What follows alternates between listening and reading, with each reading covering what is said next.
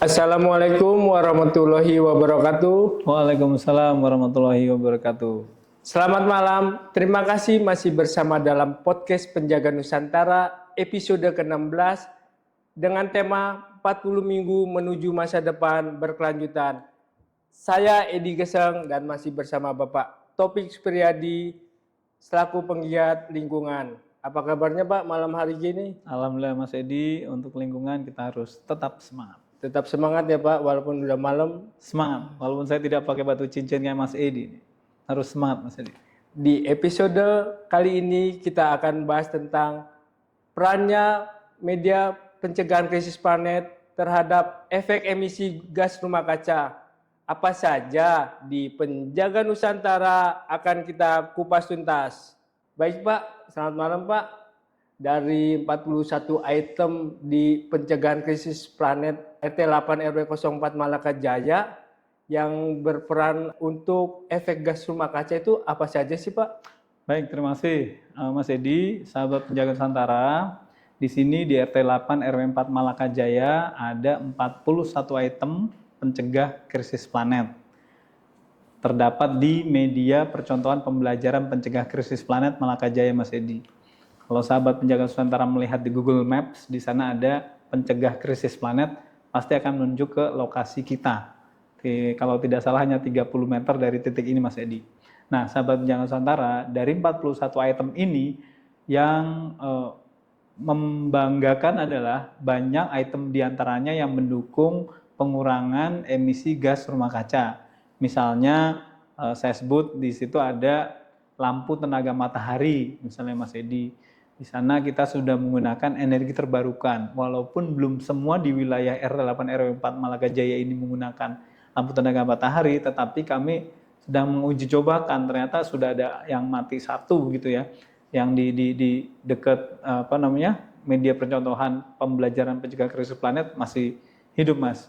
Kalau dari iklan sih tulisannya 50.000 jam, berarti kalau dibagi 12 kira-kira bisa sekitar 11 tahunan kali umurnya, kalau umurnya panjang gitu Mas ya. Tapi kan kita tidak tahu itu produksi kapan gitu Mas. Kemudian yang kedua, di sini kita juga punya sumur resapan.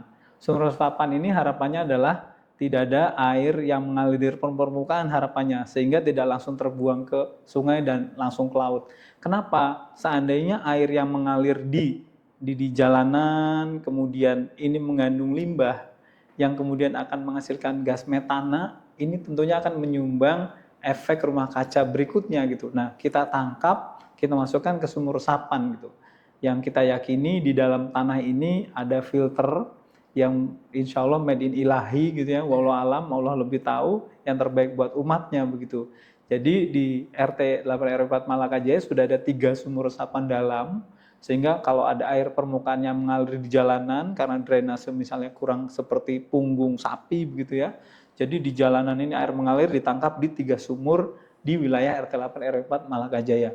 Dan ini salah satu untuk mencegah cepatnya perubahan iklim. Kenapa? Karena di Basilika sana, di luar negeri sana Mas Edi, itu ada kota yang sudah tanahnya ambruk gitu. Bahkan Jakarta pun ini ditengarai setiap tahunnya ini turun tanah permukaan tanahnya 10 sampai 16 cm Mas. Kenapa? Karena air tanah disedot terus, tidak dikembalikan lagi. Nah, kita berikhtiar di tempat kita dengan kontur yang miring. Ini alhamdulillah kita sudah punya 3 sumur resapan. Harapannya kita memasukkan air kembali ke dalam bumi.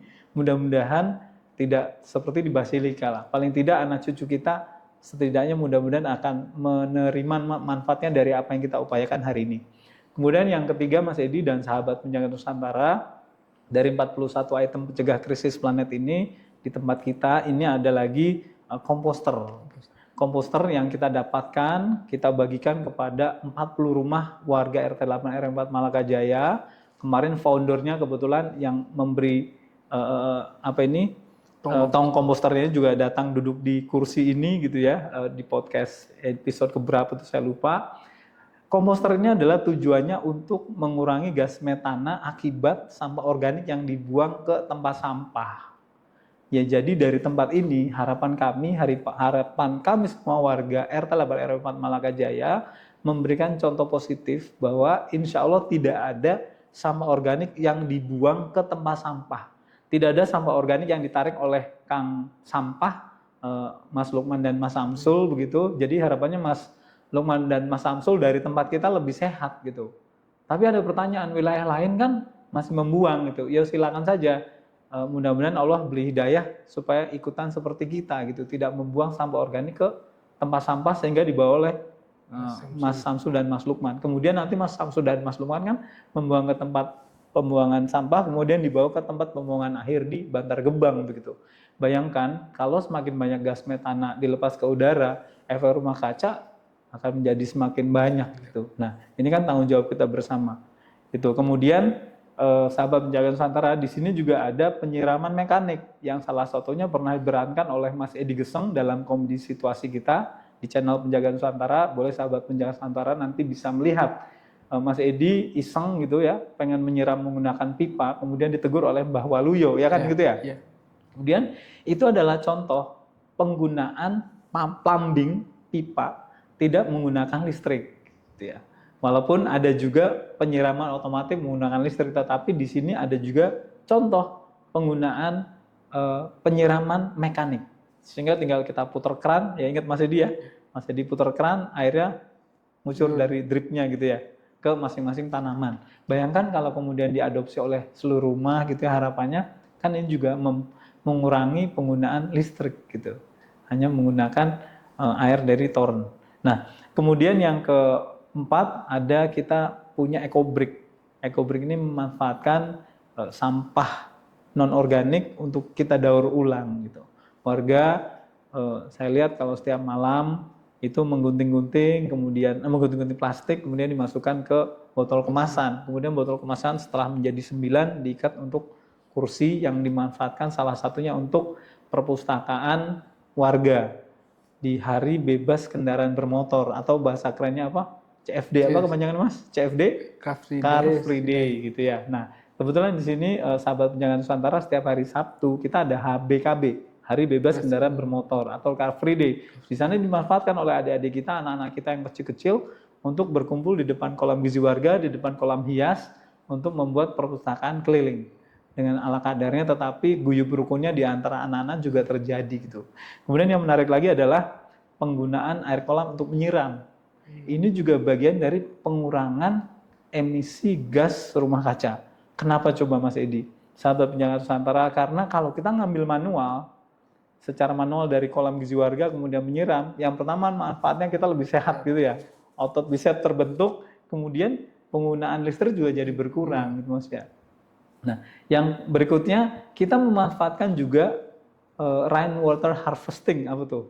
Penampungan air hujan yang ada di rumah Mas Edi juga salah satunya. Ini untuk dimanfaatkan menyiram juga sehingga mengurangi penggunaan listrik kan Mas ya, untuk menyiram tanaman yang ada di lingkungan kita. Nah, tadi yang terakhir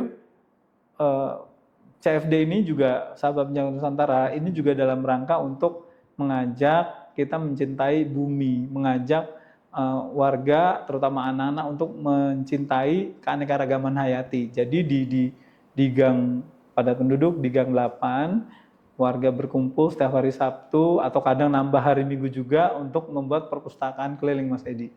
Sementara itu Mas. Siap. Terima kasih Pak atas penjelasannya. Dan di belakang layar ini ada gambar sampah dan ada gambar lainnya, itu maksudnya apa sih Pak ya? Baik, sahabat Penjaga Nusantara Mas Edi, kalau ini memang siklus daur ulang dari sampah organik yang digunakan oleh hasil rumah tangga gitu. Jadi ini adalah dari sumbernya. Sampah organik ini digambar tadi digambarkan dikelola, dibuang ke tempat sampah organik, dalam hal ini tong komposter 60 liter, kalau penuh nih 26,5 kg gitu ya. Ini dibuang, kemudian ditutup lagi dengan unsur hijau, ditutupi lagi dengan unsur coklat, kemudian dimasukkan lagi sampah organiknya. Apabila sudah penuh, ini akan dimanfaatkan untuk mengisi pot-pot yang dimiliki oleh warga, yang saat ini berjumlah ada 817 tanaman produktif di R8 R4 Malaga Jaya Mas Edi. Nah, kemudian kalau gambar ini ilustrasi sumber bertambahnya emisi gas rumah kaca, salah satunya dari kendaraan bermotor, gitu ya. Kemudian kalau tadi ada gambar pabrik gitu ya, itu pabrik mengeluarkan asap itu juga salah satu penyumbang emisi gas rumah kaca karena pembakaran fosil gitu ya, pembakaran fosil gitu. Itu Mas Edi. Nah, ayo, kalau ini kebetulan Mas Edi ini pakai helm nih bukannya naik ojek sebenarnya. Sepeda ya Pak? Iya, sepedanya ditaruh agak jauh jadi kelihatannya naik ojek nih sahabat jangan sementara.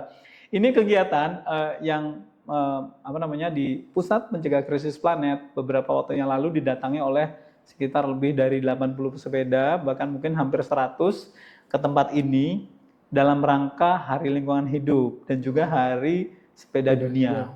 Ya, mereka datang ke sini untuk belajar bagaimana warga negara menjaga lingkungan tetap lestari. Dan ternyata di balik ini Mas Edi, mereka ini juga, ini dia. Mereka ini sebetulnya pejuang lingkungan. Kenapa? Karena bersepeda ini sejatinya adalah mengurangi jejak karbon, mengurangi karbon dioksida yang dilepas ke udara dibandingkan apabila dia menggunakan kendaraan bermotor saat beraktivitas. Gitu Mas Edi.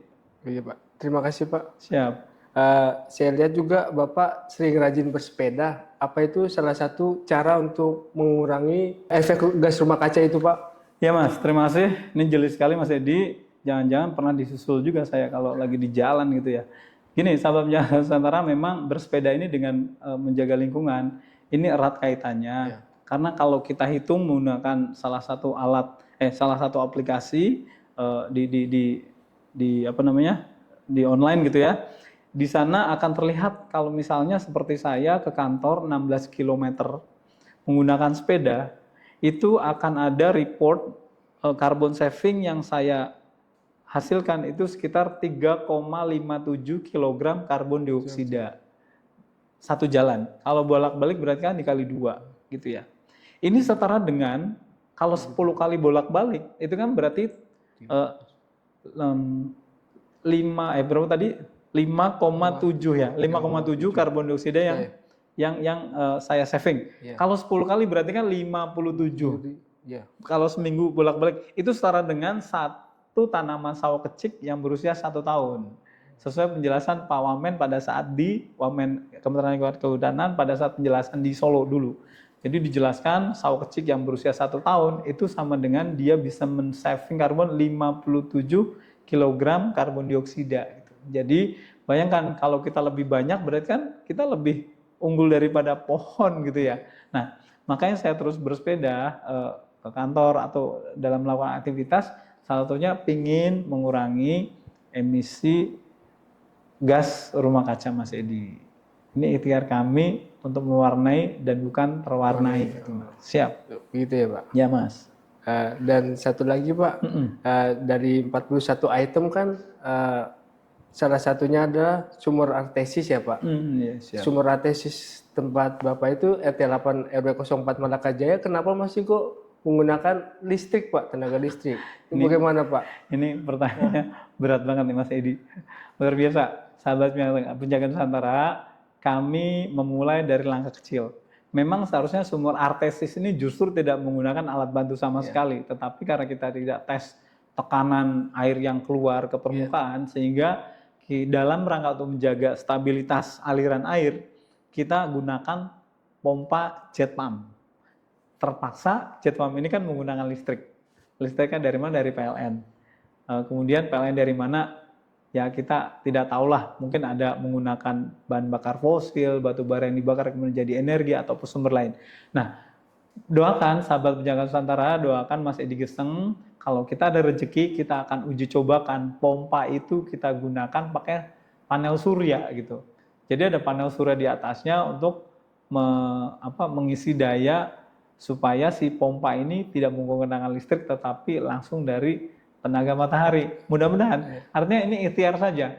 Siapa tahu dengan hal yang kecil ini kita pikirkan kemudian diikuti oleh seluruh rukun tetangga, rukun warga se-Indonesia kan jadi luar biasa gitu. Paling tidak kita ikhtiar manfaatkan, Allah berikan cahaya cukup, tenaga surya ini kan luar biasa, kita manfaatkan untuk sumber-sumber yang ada di lingkungan kita Mas Edi. Jadi mohon maaf kalau masih pakai listrik Mas, jangan gitu. dimarahin dulu ya. Iya, Pak. Siap. Tapi ke depan insya Allah kita akan coba, kenapa tidak gitu. Ya, misalkan di gang ini nanti kita taruhlah ada beberapa panel surya.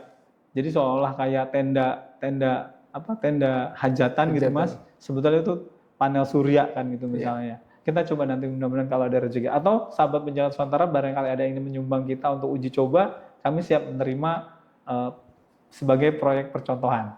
Gitu Mas Edi? Oh gitu ya Pak. Siap. Nah, semoga dari hal terkecil ini bisa jadi mendunia itu Pak. Amin, amin, Ya amin, kan? ya rabbal alamin. Betul Semoga Mas. diijabah Pak. Ya kan? Amin, amin, mudah-mudahan Mas Edi. Mungkin Pak sebelum mengakhiri acara podcast malam hari ini, ada closing statement Pak untuk Sobat Penjaga Nusantara Pak. Tapi sebelumnya Pak, minum dulu Pak. Oh boleh, siap. Masih, Untuk Mas. hidup jaya abadi Pak. Ya, untuk hidup yang jaya selalu abadi. menemani podcast malam hari ini Pak. Siap. Bismillahirrahmanirrahim. Ya Pak, silakan Pak. Baik, Mas Edi, sahabat penjaga Nusantara, sebelum kami menutup, memang upaya yang kita lakukan ini memiliki 41 item pencegah krisis planet, di mana di dalamnya ada 4 kategori besar. Pertama, menjaga keanekaragaman hayati. Yang kedua, mengurangi cepatnya perubahan iklim. Yang ketiga, mengurangi polusi. Yang keempat, menumbuhkan hukum dan budaya. Di sini mudah-mudahan ini bisa mendukung, dan kami yakin ini adalah salah satu bentuk dukungan kita dalam menjaga atau mendukung SDGs, Sustainable Development Goals, atau pembangunan yang berkelanjutan. Kenapa? Karena dengan kita memiliki 41 item pencegah krisis planet ini, lingkungan, sosial, dan ekonomi jadi bergerak. Secara SDGs, kalau kita sudah melaksanakan 3 hal ini, lingkungan, sosial, dan ekonomi ini kalau terus berkesinambungan, ini insya Allah pembangunan akan berkelanjutan. Ya terbukti Mas, nanti lihat di Google Maps, lihat pencegah krisis planet di sana sudah lebih 617 sentimen positif. Artinya lingkungan ini sudah diangkat dan semua orang sudah melihat wilayah kita, bahkan tidak hanya nasional, dunia juga sudah melihat kita. Yang kedua sosial, dengan adanya tadi guyub rukun warga duduk-duduk bareng di gang pada saat Sabtu atau Minggu atau pada saat kerja bakti karena kita punya jadwal piket, sosial nih kan guyub rukun tetap terjaga. Tadi Mas Edi menunjukkan gambar pesepeda datang ke sini, kemudian sebelumnya ada Polwan datang ke sini dari Ciputat, saya Polwan gitu ya, kemudian terakhir kemarin dari SMP di daerah sini datang ke sini sekitar berapa 80 orang, kemudian dari Unpad, dari UPN Veteran Jakarta, dari STP, dari banyak tempat yang datang ke sini. Ini kan juga membuat lingkungan sosial ini tambah guyub rukun gitu. Nah, dengan mereka datang, UMKM kan bergerak. UMKM-nya tidak hanya RT kita, tetapi RT tetangga juga kita libatkan. Artinya sosial di sini masih, katanya manusia itu makhluk sosial gitu ya, membutuhkan orang lain. Nah, ini kita buktikan, lingkungan sudah jalan, sosial sudah bergerak, ekonomi kita gulirkan. Ekonomi, kita minta sahabat penjaga Nusantara menulis skrip, lihat di IG kita, ada skrip Han, silakan kirimkan kepada kita, kirimkan kepada produser kita. Nanti Edi Geseng akan memerankan naskah yang sahabat penjaga Nusantara kirimkan kepada kita, dan kita akan berikan imbalan secukupnya gitu. Dengan catatan ada beberapa kriteria yang harus dipatuhi gitu Mas. Jadi sekali lagi bergeraklah supaya kita tetap menjaga lingkungan ini tetap lestari Mas Edi. Sekecil apapun yang kita lakukan, insya Allah bermanfaat buat anak cucu kita Mas. Sementara itu Mas Edi. Terima kasih Pak atas closing statement-nya Pak. Iya. Sobat Penjaga Nusantara, penuh inovasi dan sangat menginspirasi. Sejatinya kita adalah penjaga alam. Bergeraklah untuk kelestarian lingkungan. Mau tahu persisnya pencegahan krisis planet? Di Penjaga Nusantara solusinya. Bersama tumbuh maju, Penjaga Nusantara untuk Indonesia. Terima kasih Pak. Terima kasih Mas Edi. Terima kasih Sobat Penjaga Nusantara. Assalamualaikum warahmatullahi wabarakatuh. Waalaikumsalam warahmatullahi wabarakatuh.